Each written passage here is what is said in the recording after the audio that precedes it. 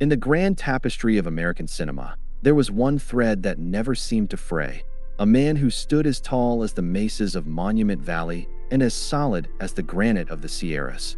He was John Wayne, the Duke, a name that whispered of grit, glory, and an unbreakable spirit. To the millions who flocked to theaters, he was more than a movie star. He was the living embodiment of American resilience. But by the autumn of 1964, a shadow began to stretch across the legend. Behind the scenes of the high-octane film, In Harm's Way, a different kind of war was brewing. It wasn't fought with six-shooters or cavalry charges, but with every labored breath the Duke took. For decades, Wayne had lived a life of excess, fueled by 5 packs of unfiltered Camels a day and the relentless pace of a Hollywood titan. He thought he was made of iron, but even iron can be corroded by the silent, invisible march of time and habit. The first signs were subtle: a persistent cough that rattled his massive chest, a shortness of breath that he dismissed as mere exhaustion from a grueling filming schedule.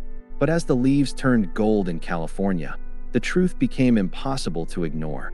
A visit to the Good Samaritan Hospital in Los Angeles brought the news that would have leveled any other man. The diagnosis was as cold as a mountain stream in winter. A malignant tumor, the size of a golf ball, had taken root in his left lung.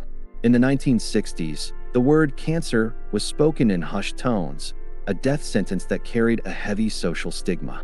Hollywood, the land of eternal youth and perfection, had no room for a hero who was mortal. His advisors, fearful of his box office value plummeting, begged him to keep it a secret.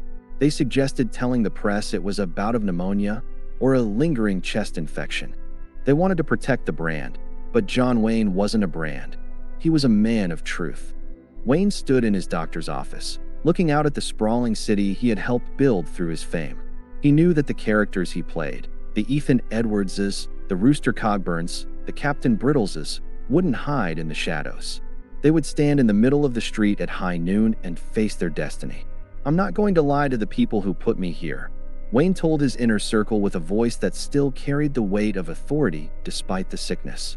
He made a decision that would change the course of his legacy forever. He wouldn't just fight this disease. He would do it in the spotlight, turning his personal tragedy into a public crusade. He was about to embark on a journey that would see him stripped of a lung and 4 ribs, a physical sacrifice that would leave him forever changed but spiritually undiminished.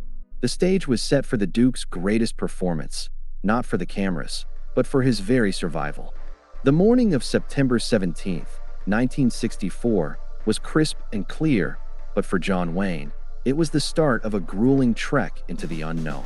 He checked into the hospital under the pseudonym Duke Morrison, but there was no disguising that famous walk or that towering frame. As he lay on the gurney, prepared for a surgery that few believed he would survive, he looked at his wife, Pilar, and his children. There was no fear in his eyes, only the grim determination of a man who had faced down outlaws and armies on the screen and was now ready to face the scalpel.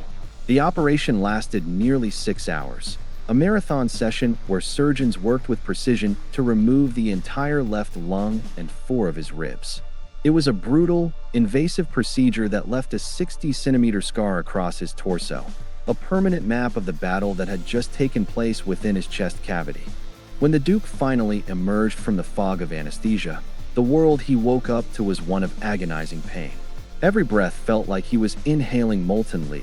The absence of a lung created a hollow echo in his chest, and the missing ribs left his side feeling vulnerable and raw. The nurses and doctors were amazed by his threshold for pain. He refused the heavy narcotics that would have dulled his mind, wanting to stay sharp, wanting to feel the progress of his own recovery. He was a difficult patient, not out of malice, but out of a desperate need to be back in the saddle. He began his rehabilitation with a ferocity that terrified the hospital staff. Just days after the surgery, he was seen clutching the railings of the hospital hallways, dragging his massive frame forward, inch by agonizing inch. He was sweat-soaked and trembling, but he wouldn't stop. "The Duke doesn't quit," he would mutter to himself, his single lung working overtime to keep his heart beating. His recovery at home in Newport Beach became a legend in itself. He would sit on his boat, the Wild Goose, looking out at the Pacific, pushing himself to walk the length of the deck more times each day. He used the salt air to strengthen what remained of his respiratory system, retraining his body to function with a fraction of its former capacity. During this time, the letters poured in from across the globe, thousands of fans, many of them cancer patients themselves, thanking him for his honesty. He realized then that his struggle was their struggle. He wasn't just fighting for John Wayne. He was fighting for every person who had ever felt the terror of a terminal diagnosis. He was becoming a pioneer in a new kind of Western, one where the frontier was the human spirit's ability to endure the unendurable. He had survived the surgery, but the world was still waiting to see if the roar of the Duke had been silenced forever. By late 1964, the whispers in Hollywood had reached a fever pitch. The trade papers were practically writing his obituary, speculating that the Duke would never speak again, let alone star in another action epic. They thought the cancer had taken his voice, his strength, and his soul. But John Wayne had one more card to play. He decided to hold a press conference in his own backyard, a move that was as calculated as it was courageous. When the gates opened and the reporters flooded in, they expected to see a shadow of a man, a withered figure tucked away in a wheelchair. Instead, they found John Wayne standing tall, dressed in a sharp suit, a cigarette, now a rare indulgence, nowhere to be seen.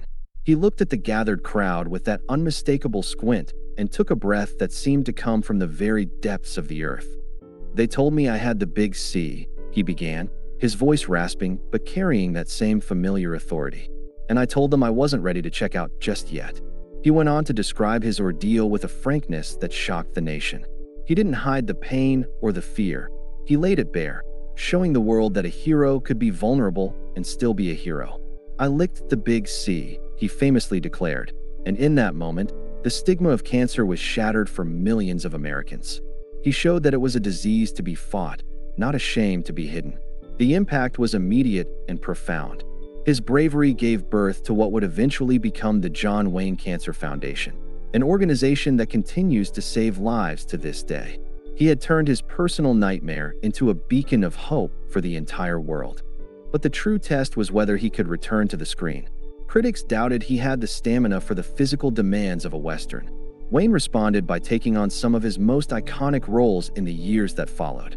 When he finally stepped onto the stage to accept his Academy Award for True Grit in 1970, the ovation lasted for minutes.